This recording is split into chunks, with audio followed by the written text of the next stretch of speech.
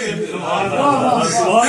महबूब जरा आंखें तो बंद कर, अबू बकर तू आंखें तो खोल, अपनी आंखों की पुतलियां खोल, अपनी आंखों का कैमरा खोल के इसके अंदर मेरे महबूब की रुखे वद्दुहा को फिट कर लेना, आज फिट कर ले। और इससे आगे चलता हूं, और इससे आगे चलता हूं। एक वक्त मेरे मुजद्दद पर भी आया, मुजद्दद अहमद सरहंदी फरूकी रहमतुल्लाह अलैह, आपका नान भाई था जो नान लगाता था, आपका लंगर पकाता था, आपके लंगर का एहतमाम करता था। और लंगर पकाने वालों, ये मुजद्दद के भी सुन्नत है, मुजद्दद के गुलामों की सुन्नत है, लंगर पकाना और मखलूक में खिलाना।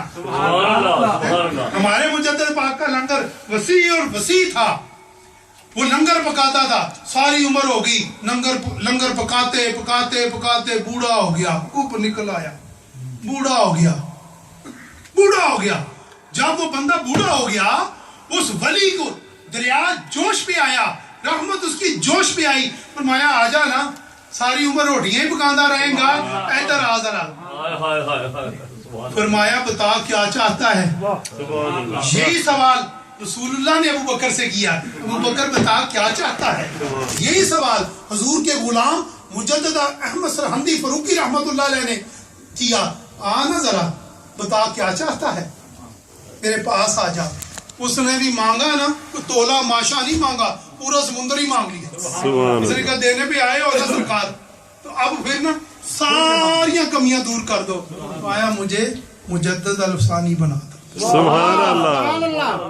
उसने कोई छोटी चीज नहीं मांगी, वक्त के मुजद्दद का मुकाम मांग लिया। आपने फरमाया अच्छा प्याला तो छोटा है, अब मांग लिया, हुजूर के दर का गुलाम हूं, इधर कमी कोई नहीं। सुभान अल्लाह। आपने बुलाया, सीने से लगाया, जब सीने से लगाया लोगों ने देखा, अब पहचान न सके मुजद्दद कौन है, वो नाम भाई कौन है, लंगर पकाने वाला कौन है, आका कौन है, गुलाम कौन है, खादिम कौन है, कोई ना पहचान सके, एक ही शक्ल होगी। थोड़ी देर में देखा क्या हुआ, जो नकली जो नाम भाई था ना, नकली तो मैं नहीं कहता क्योंकि उस पे कर्म तो हो गया ना, मुजद्दद तो बन गया ना। तो जब उसने देखा लोगों ने, थोड़ी देर में उनका विसाल हो गया, मुजद्दद पाक ठीक उसी तरह खड़े। अब सवालिया फिक्रा है, कितनी देर की मुलाकात रही, 1 सेकंड मिले, मुंतकिल हुआ, रूह परवाज हो गई। कितनी देर मुलाकात रही, 1 सेकंड। वाह अबू बकर तेरी शान पे, 1 मिनट नहीं, 2 मिनट नहीं, 1 दिन नहीं, 3 रातें, 3 दिन तुम रुखे मुस्तफा को अपनी अकेली आंखों से तकता रहा, दरमियान में कोई ना आया। अबू बकर, और तेरी कौन मिसाल देगा, कौन दूसरी माँ है जो अबू बकर को जन्म देगी। वो अबू बकर 1 दिन नहीं, 2 दिन नहीं, 2 रातें नहीं, 3 रातें, 3 दिन रुखे मुस्तफा को तकते रहे, तकते रहे। जब रुखे मुस्तफा की पूरी सीढ़ी इन पुतलियों में बन गई, अल्लाह ने फरमाया होगा अबू बकर राजी है ना, वो खुश है, चल अगला सफर शुरू कर दे। सुभान अल्लाह। आगे चल के और बताऊंगा, और सफर शुरू कर दे। जब मेरा ईमान कहता है अल्लाह ने हुजूर के चेहरे मुबारक की, हुजूर की ज़ाते अनवर की, हुजूर के जिस्म पाक की, हुजूर के वद्दुहा के चेहरे की, वल्लैल की जुल्फों की, आपके नर्म और नाजुक होंठों और तलवों की सारी मूवी बना के अबू बकर के चेहरे के ऊपर फिट कर। सुभान अल्लाह, सुभान अल्लाह। इसीलिए तो अबू बकर कहते हैं मुझे कुछ नजर नहीं आता, जहां देखता हूँ रुखे मुस्तफा नजर, रुखे मुस्तफा नजर आता है। एक वक्त ऐसा आया मदीना मुनव्वरा में, अल्लाह तबारक व तआला ने कहा हरम की सारी खिड़कियां बंद कर दो भाई, हरम की तरफ कोई खिड़की ना खुले, सब खिड़कियां बंद हो गई। अबू बकर की भी खिड़की खुलती थी, अबू बकर की भी खिड़की खुलती थी, अबू बकर ने भी बंद कर दी। अब थोड़ी देर बाद खादमे रसूल जिब्रील अमीन हाजिर हो गए, कहा या रसूल अल्लाह, ये हुक्म पूरी उम्मत के लिए है सिवाय अबू बकर के। सुभान अल्लाह। अबू बकर को पैगाम पहुंचाए खिड़की खोल ले। सुभान अल्लाह। यार उस खिड़की में क्या था, अल्लाह ने फरमाया अबू बकर की खिड़की खुला दीजिए, खोल दीजिए। सहाबा ने पूछा अबू बकर तू कौन सा अमल करता है कि अल्लाह ने सारा उम्मत के लिए पैगाम एक اور تیرے لیے پیغام ہی بدل گئے, قانون بدل گئے, عدالتیں بدل گئی, قوانین بدل گئے. ابو بکر کیا کرتا ہے؟ کرتا تو کچھ نہیں دوستو. میں اپنے گھر میں جاتا ہوں تو اپنی چہرے کو ایسے حضور کی دہلیز کو تکتا رہتا ہوں, جب بھی آمنہ کا لال باہر آئے میں فوراً آپ کی خدمت میں آ جاؤں.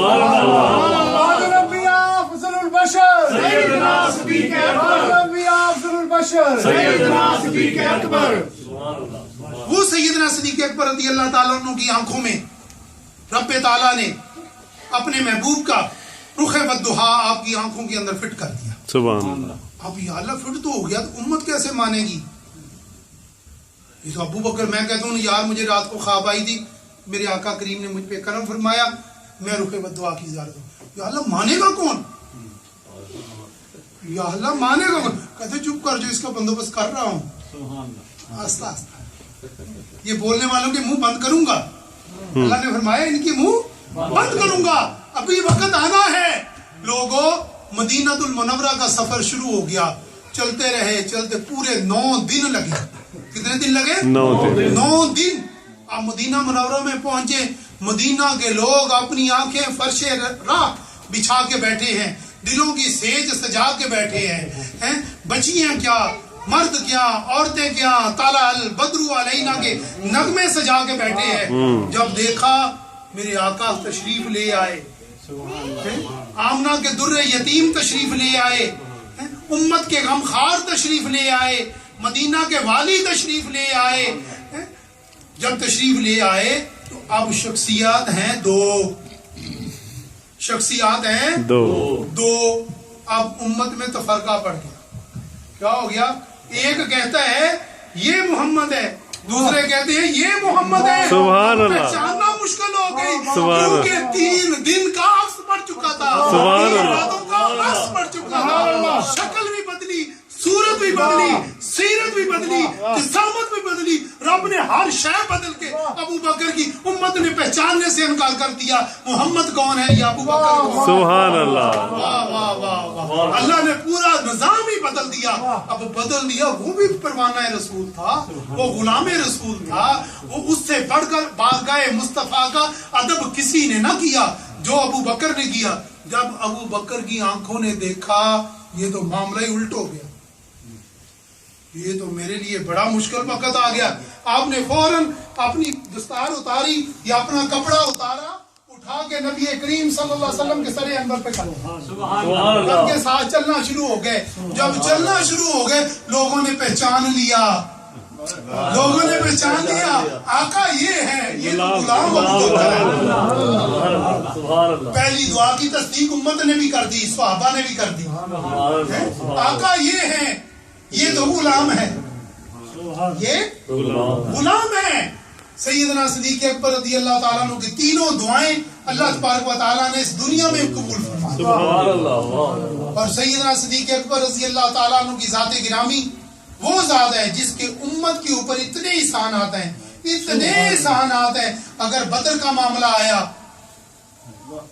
حضرت علی رضی اللہ تعالیٰ عنہ سے کسی آپ کے بیٹے حضرت محمد بن حنفیہ نے پوچھا, جو آپ کی دوسری ازواج میں سے ہیں, حضرت فاطمہ کی جسم پاک سے نہیں, حضرت علی کی دوسری شادی رضی اللہ تعالیٰ عنہ سے ہے. پوچھا اے میرے والد گرامی علی, اے بابا جان, ہمیں بتائیے نا حضور کی امت میں سب سے بڑا بہادر کون تھا, شیر کون تھا؟ ان کا خیال تھا کہ میرے والد گرامی شیر خدا ہیں, آپ فتح خیبر ہیں, آپ سے بڑھ کر کون شیر ہوگا؟ حضرت علی فوراً فرمائیں گے بیٹا اس میں پوچھنے کی بات ہے, وہ میں ہی ہوں. جب محمد بن حنفیہ نے حضرت علی رضی اللہ تعالیٰ عنہ کی بارگاہ میں سوال کیا تو آپ نے فرمایا بیٹا ابو بکر. بڑے پریشان ہو گئے, بیٹا تھا نا, باپ کی تعریف سننا چاہتا تھا, یہ معاملہ الٹ ہو گیا. اور سنو ابو بکر سے محبت رکھنے والوں, حضرت علی کی غلامی کا دم بھرنے والوں, ہم ابو بکر کے بھی قائل, ابو بکر کی بھی قائل اور علی کی غلامی کے بھی قائل ہیں. وہ بھی ہمارے علی امام منستو منم غلام علی, علی ہمارے امام ہیں, ہم سب ان کے غلام ہیں.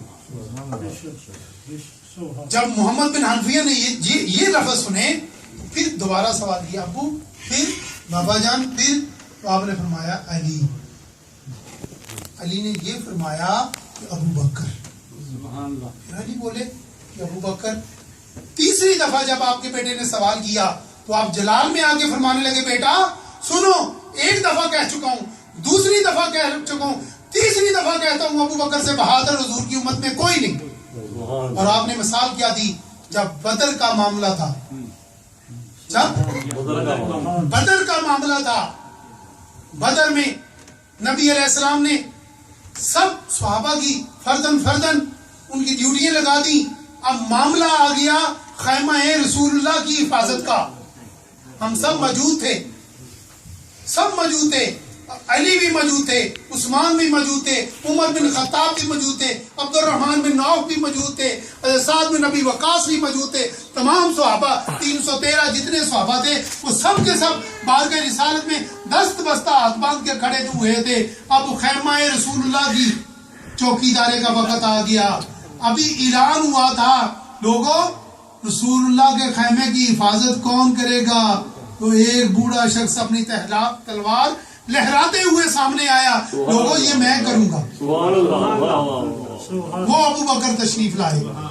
یہ اس وقت یہ اتنا مشکل ترین معاملہ تھا کہ اگر کفار مکہ نبی کریم صلی اللہ علیہ وسلم کی ذات کے اوپر ایک بھی وار کر دیتے, قیامت تک آنے والی امت ابو بکر کو معاف نہ کرتی. اگر یا تو اس قابل نہیں ہے, تیرے بازو میں اتنی جان نہیں تھی تو تو نے کیوں آگے کودا. ابو بکر کودے, اور ابو بکر صدیق رضی اللہ تعالیٰ عنہ کی جسم اطہر پر کتنے تیر لگے وہ اللہ جانتا ہے یا اللہ کا رسول. آپ نے اتنی وفاداری کے ساتھ رسول اللہ صلی اللہ علیہ وسلم کی بدر میں حفاظت کی. حضرت علی فرماتے ہیں امت میں سب سے زیادہ بہادر کون ہے؟ سیدنا صدیق اکبر رضی اللہ تعالیٰ عنہ.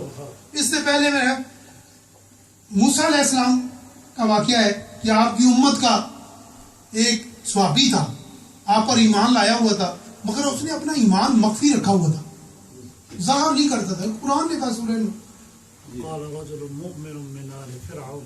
فرعون قرآن میں آیا.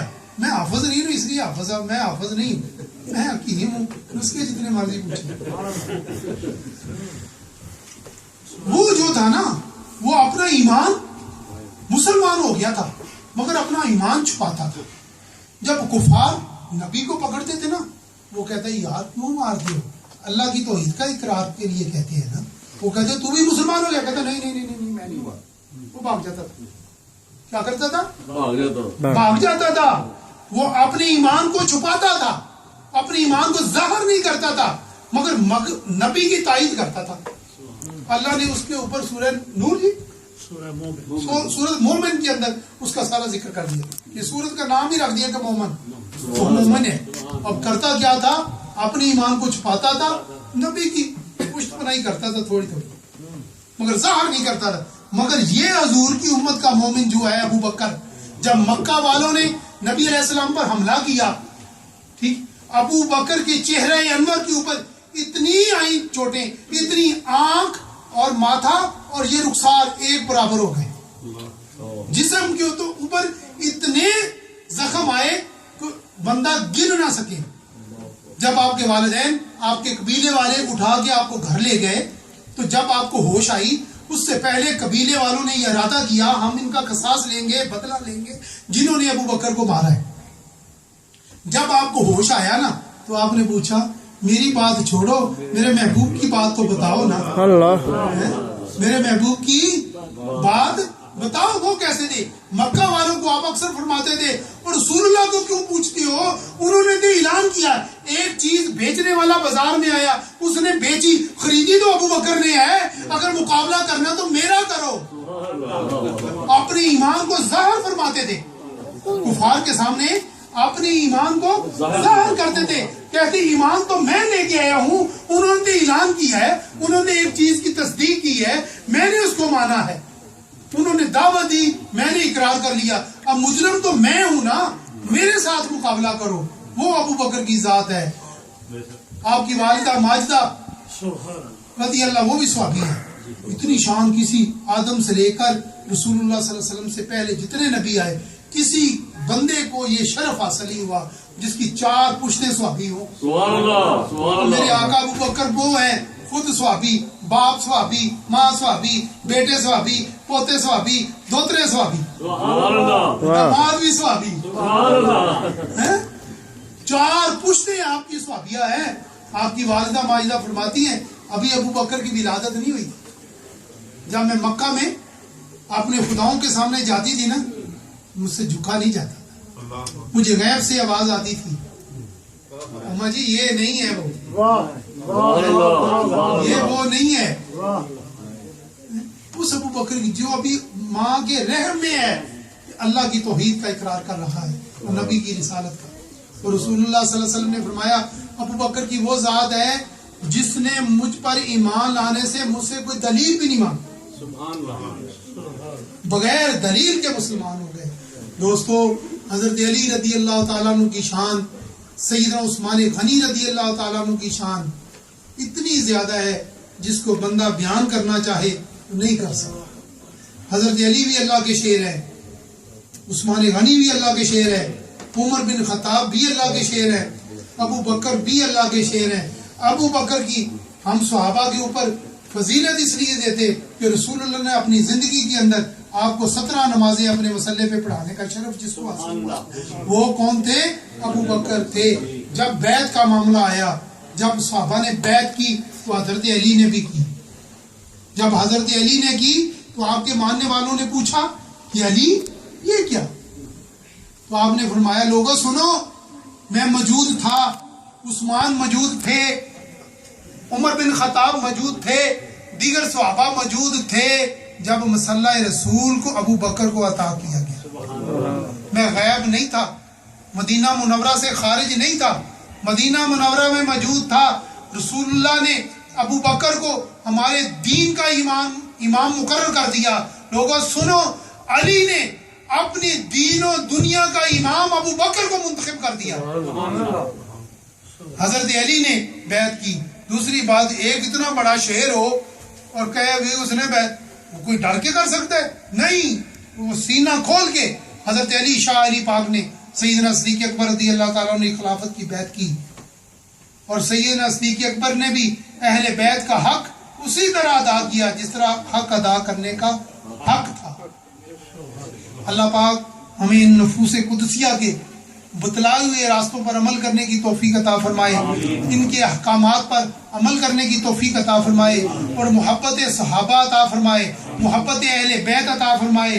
سیدہ فاطمہ سلام اللہ علیہ کی اولاد کی قدموں کے ساتھ بھی محبت ہے. اس ہمارے حضرت احمد رضا خان فاضل بریلوی رحمۃ اللہ علیہ نے تو قصہ ہی ختم کر دیا. یا رسول اللہ تجھ سے در سے ہے سگ سے ہے نسبت مجھ کو، میرے گلے میں بھی ہے دور کا ڈورا تیرا. یا رسول اللہ ہماری نسبت کیا پوچھتے ہیں؟ ہم تو آپ کے آل اولاد کے سگوں کے بھی سگ ہیں، سگوں کے بھی سگ ہیں. سید ہمارے سروں کا تاج ہیں، ہم ان کے غلام ہیں، ہماری اتنی پہچان ہے. ابو بکر ہمارے سروں کا تاج ہے، خلیفہ اول ہے، بالفصل ہے، خلیفۃ المسلمین ہے. اللہ پاک ہمیں سب کو سیدنا صدیق اکبر رضی اللہ تعالیٰ عنہ نے جو نبی کریم صلی اللہ علیہ وسلم کے جانے کے بعد اس ظاہری دنیا سے جو کارنامے کیے، جو قرآن اور سنت کے مطابق آپ نے احکامات امت پہ جاری کیے، اللہ ہم سب کو اس پہ عمل کی توفیق عطا فرمائے. سیدنا عمر بن خطاب رضی اللہ تعالیٰ عنہ فرماتے ہیں کہ حضور کے ظاہری وصال میں اگر ابو بکر ہم میں موجود نہ ہوتے تو ہم سب گمراہ ہو جاتے، ہم دین سے ہٹ جاتے. یہ ابو بکر کی شان ہے جس نے ہم سب کو دین پہ رکھا، ہم سب کو دین پہ رکھا. کتنی بڑی شان ہے، اتنا جلیل القدر صحابی جس کے نام سے آج یہ ملک بھی ڈرتے ہیں کہ ایک عمر اور آ جاتا پوری روئے زمین پہ دین کا پرچم ہونا تھا. وہ عمر بن خطاب رضی اللہ تعالیٰ عنہ فرماتے ہیں کاش عمر کی اتنی بڑی ذات نہ ہوتی، اتنا قدور نہ ہوتے، اتنی ان کی پہچان نہ ہوتی. صرف اس کی دعا ایک ہے کہ ابو بکر کے سینے کا بال ہوتا نا میرے لیے فخر ہوتا. ابو عمر کچھ نہ چاہتا، عمر کی اتنی حیثیت نہ ہوتی، اتنی شخصیت نہ ہوتی، ابو بکر کے سینہ اطہر کا ایک بال ہوتا، بال جو سینے پہ ایک عمر کی یہ خوش قسمتی تھی. اس ابو بکر کو کون شان بیان کر سکتا ہے. اللہ پاک ہم سب کا حامی و ناصر ہو. اور دوسری بات, جس طرح میں نے جمعے پہ عرض کیا تھا کہ میں آیا تھا 1 مہینے کے لیے تھا, مگر منگل والے دن شاید مجھے واپس جانا ہے. میری والدہ کی طبیعت ٹھیک نہیں. آج بھی میں نے پوچھا ہے تو انہوں نے کہا نہیں تو واپس آ جاؤ, مجھے واپس جانا ہے. منگل والے دن فلائٹ جاتی ہے میرے گھر ٹرکش ایئر لائن. منگل والے دن میں نے 2 دن میں آپ کے پاس ہوں, کل اتوار کا اور اس کے بعد پیر کا. منگل والے دن صبح 9 بجے میں نے انشاءاللہ زندگی رہی تو پھر ملیں گے انشاءاللہ.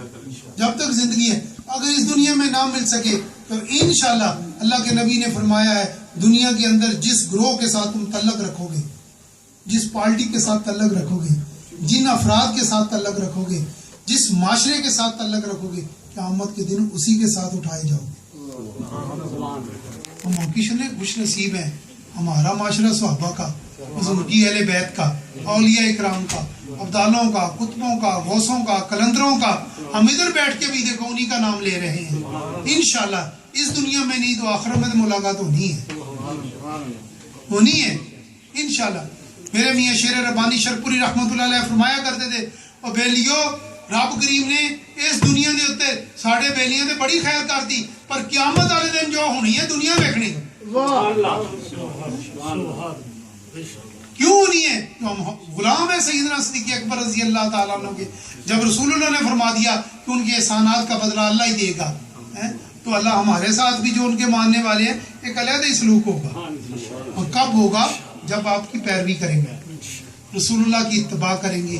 یہ جتنے ینگ دوست مجھے نظر آ رہے ہیں, ان سب سے میری ریکویسٹ ہے, یار یہ بابیوں نے مسجد آباد نہیں کرنی. یہ تو بس ہے اپنی زندگی میں آ رہے ہیں جا رہے ہیں, ان کا کام ٹھیک ہے جتنا انہوں نے کیا, مگر آپ کی گردن کے اوپر یہ وزن ہے کہ اس مسجد کو آباد کریں, اس مسجد میں پنجگانہ نماز ادا کریں, اس مسجد کے معاملات میں آپ شامل ہو, اس کی تعمیر و تعمیر میں ترقی میں آپ اس کے ساتھ شامل ہوں, ان بزرگوں کا سہارا بنیں, ان سے اپنا فیض لے لیں. کل ایک دن آنے والا ہے, انہوں نے ہمارے درمیان میں نہیں ہونا, پھر ہم نے ترسنا ہے یار فلاں حاجی صاحب بڑے چنگے سی ہوندے سی تے انج کہندے سی. اس دن پھر ہم نے اس وقت کو ڈھونڈنا ہے کہ وہ کاش وہ وقت ہمیں مل جاتا.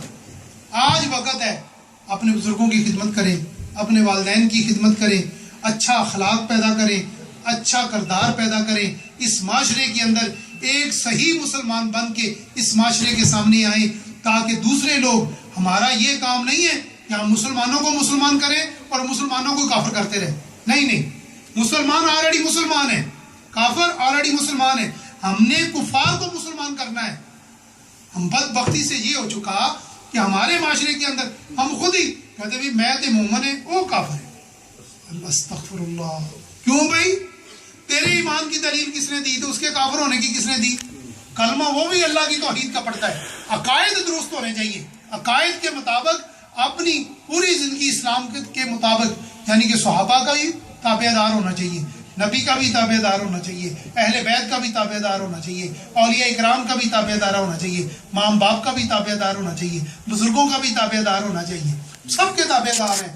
مگر ہم نے کفار کو جس معاشرے میں رہ رہے ہیں, میرے مغل پورے میں اگر میں ڈھونڈوں یار ادھر کوئی کرسچین کا گھر ہے شاید ہی ایک ملے, اب میں اس کو ادھر آپ صبح شام آپ سے ہر معاملے کا بندہ ملتا ہے. اب کیا ہے وہ آپ کی سنے گا نہیں. اب سننے کا بہترین طریقہ کیا ہے کہ اپنا کردار ایسا کر دیں, اپنا اخلاق ایسا کر دیں, اپنی صورت ایسی بنا لیں, اپنی سیرت ایسی بنا لیں, وہ خود کہے یار اس سے ملو, یہ بندہ کون ہے یار, اس نے کبھی جھوٹ نہیں بولا یار, یہ اپنے باپ کی, ہم تو اپنے باپوں کو بزرگوں کو اولڈ میں پھینکاتے ہیں, یہ جو بوڑھا کھانا جب بنا ہوا ادھر لے جاتے ہیں, یہ اپنے باپ کو لک میں نکلا رہا ہے, اس کی دبا بھی رہا, اس کو اٹھا کے بھی لے کے جا رہا ہے. یار اسے پوچھو اس میں مزہ کیا ہے؟ وہ آہستہ آہستہ آپ کے قریب آئے گا, جب آپ کے سینے سے سینہ لگائے گا, جو اندر کا نوری ایمان ہے نا, میرا ایمان کہتا ہے اللہ اس پہ منتقل بھی ضرور کرے. جب اس پہ منتقل ہوگا وہ ایماندار ہو جائے گا, مسلمان ہو جائے گا. جب وہ مسلمان ہو جائے گا آپ کے لیے اور ہم سب کے لیے ذریعہ نجات بن جائے گا. مگر یہ نہیں ایک بندہ تلخی کھا رہا دوسرا غصہ کھا رہا, ایسی بات نہیں ہونی چاہیے. یہ نہیں ہونا چاہیے یہ جو ٹرکیہ مسجد کا یہ فلاں کا نہیں, جو بھی ملے بس اپنے کردار اور اخلاق. اور دوسرا پاکستانی ہونے کے ناطے آپ کے اوپر دوسرا یہ فرائض بھی ہیں کہ آپ نے ملک کو سرخرو کرتے ہوئے اپنا اخلاق ایسا اچھا کر دیں کہ لوگ کہیں یار پاکستانی بڑے وی آئی پی ہیں, یار دیکھو کتنے اچھے لوگ ہیں پاکستانی, مگر ان کا اخلاق کتنا اچھا ہے, یہ کردار میں کتنے اچھے ہیں, انہوں نے کبھی کسی کو دکھ نہیں دیا, پریشانی نہیں دی, ہر بندے کے دکھ میں شامل ہوئے ہیں, اس کو سکھ بانٹا ہے. یہ نوجوانوں کے اوپر یہ زیادہ فرض ہے کہ وہ اپنے بزرگوں کا ساتھ دیں, اس معاشرے کے اندر دین کو پھیلائیں, دین کی دعوت دیں, محبت کی دعوت دیں, نبی علیہ السلام کے پیغام کو عام کریں. بس حضور کے دین کو پھیلانا ہے ہم نے, یہ نہیں کہ میاں صاحب کے یا قاری صاحب کے یا پیر صاحب کے یا غوث صاحب سے یا شیخ المشائخ صاحب کے, نہیں, اس کا کسی کا دین نہیں ہے. دین کس کا ہے؟ رسول اللہ کا. اللہ کی وحدانیت کی دعوت دینی ہے, نبی کی رسالت کا اقرار کرانا ہے اور نبی کے پیغام کو عام کرنا ہے. ہم نے نبی کے پیغام کو, یہ نہیں کسی نے کہنا یار قاری صاحب نے ایسے کہا تھا یار فلاں نہیں, یہ کہنا ہے کہ رسول اللہ نے یہ فرمایا ہے, یار نبی علیہ السلام نے یہ دین کی دعوت دی ہے. دین جہاد یہ نہیں کہ بم دھماکہ کرو مر جاؤ, نہیں, دین کہتا ہے, سنو, دین کہتا ہے, کیا کہتا ہے, جب کسی بھی حملہ کرو نا, اگر بوڑھا ہو تو اس کو کچھ نہ کہو, بوڑھا بندہ نا اس کو یار یہ تو بوڑھا ہے, ٹھیک ہے, اگر بچہ ہے تو اس کو کچھ نہ کہو, اگر عورت ہے تو اس کو کچھ نہ کہو, اگر بیٹی ہے تو اس کو کچھ نہ کہو, اور جو اپنے ہتھیار پھینک دے, بندوق ہے نا پھینک دی, اس کو کچھ نہ کہو. باقی بچے کا کون ایمان سے بتاؤ, اور سب کو تو معافی دے دی اسلام نے.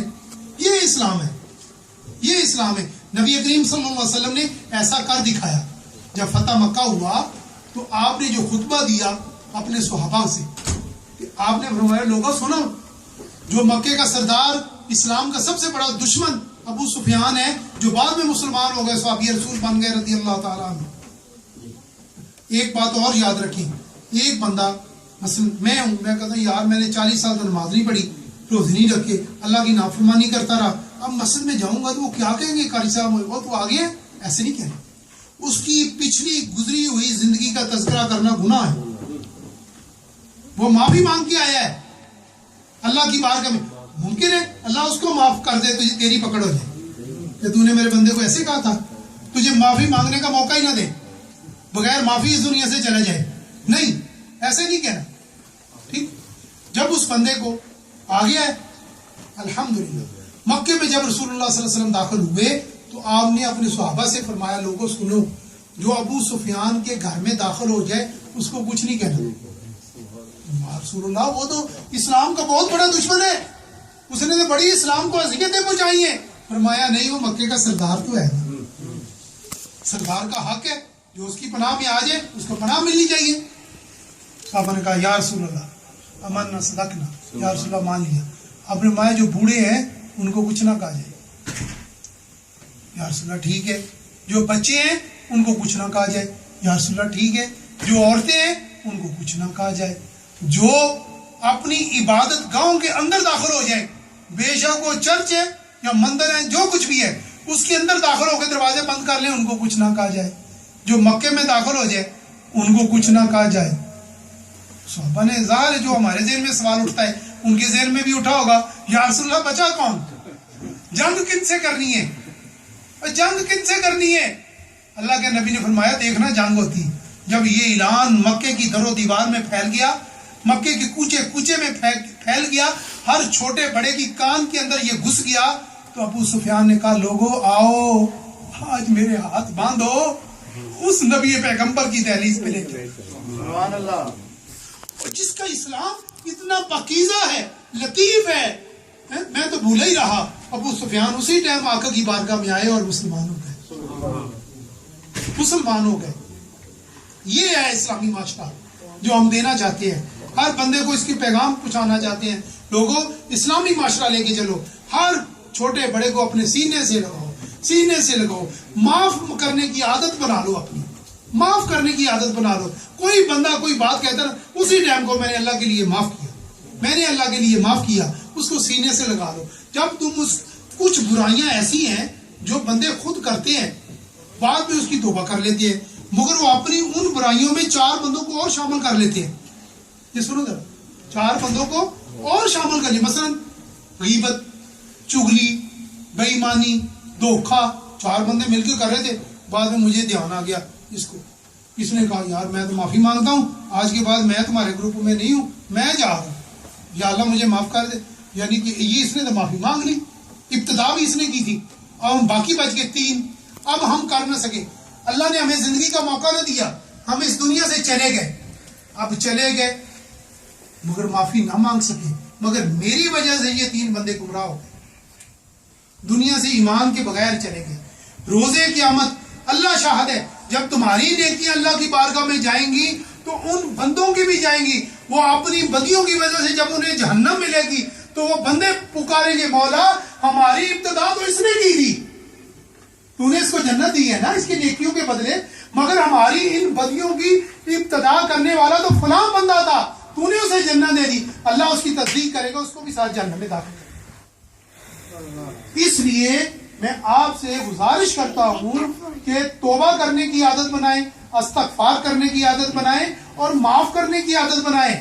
ہر بندے کو معاف کرو، معاف کرو. کسی نے آپ پہ زیادتی کر دی، یار آمنہ کے لال سے بڑی تو کسی کے اوپر زیادتی نہیں نہ ہوئی. مکے والوں نے کوڑے پھینکے، رستے میں کانٹے بچھائے، پتھر مارے طائف کے لوگوں نے. اللہ کے نبی نے فرمایا اے جبریل یہ مجھے جانتے نہیں ہیں، کہ اللہ ان کو سمجھ عطا کر دے گا، ایک دن سمجھ آ جائے گی، یہ مسلمان ہو جائیں گے. آپ بھی اسی طرح کے یار اس کو اس بات کی سمجھ نہیں تھی، کوئی بات نہیں، جب اس کو سمجھ آئے گی نا یہ خود ہی مان لے گا، کیا ہے کوئی بات نہیں، کہتا تو کہتا ہے. یہ اللہ کے بندوں کا شیوا ہے. دوستو یہ دنیا جس میں ہم رہ رہے ہیں یہ چند لمحات کی ہے. یہ اگر ان پھولوں کی سیج ہوتی، ان پھولوں کی، یہ پھول کو آپ دیکھیں، یہ پھول ہے نا اس کے ساتھ کتنے کانٹے لگے ہوئے ہیں. اس پھول کی آپ جگرا دیکھیں، اس کی اذیتیں مشقتیں دیکھیں، ان کانٹوں سے گزر کے نکلا ہے، ان کانٹوں سے گزر کے آیا ہے، آپ کو خوشبو چاہیے. دنیا اسی طرح ہے، یہ کانٹے ہیں، آپ نے ان سے گزرنا ہے، گزر کے جنت تجری من تحتہا الانہار، پھر اس میں داخل ہونا. اور جو بندہ سمجھے یہ دنیا ہے، یہ اس کی بھول ہے، یہ اس کی نادانی ہے، وہ بھولا ہوا ہے اس معاشرے کے اندر. یہ دنیا پھول نہیں ہے دوستو، خدا را یہ پھول نہیں ہے. اگر یہ پھولوں کی سیج ہوتی تو آمنہ کے قدموں کے نیچے بچتی، صحابہ اکرام کے قدموں کے نیچے بچتی. رسول اللہ کو اتنی مشکلات کا سامنا کرنا پڑا. نبی علیہ السلام نے خود فرمایا اس دنیا کے اندر اللہ کی بارگاہ میں سب سے زیادہ محمد رسول اللہ، اور جن جن نبیوں کو سب سے زیادہ پریشانیاں آئیں ان سب میں سب سے زیادہ آمنہ کے لال کو آئی. اگر یہ پھولوں کی سیج ہوتی، تخت سکندر ہی ہوتا، یہ عیش و آرام کی جگہ ہوتی، پیغمبروں، نبیوں، ولیوں اور صحابہ کو ملتی. جب ان کو نہیں ملی تو ہم کس بات کی مولی؟ ذرا سوچو نا. تو یار ہم جب گناہ کرتے ہیں کبھی سوچا ہے کہ یار میں یہ گناہ کر رہا ہوں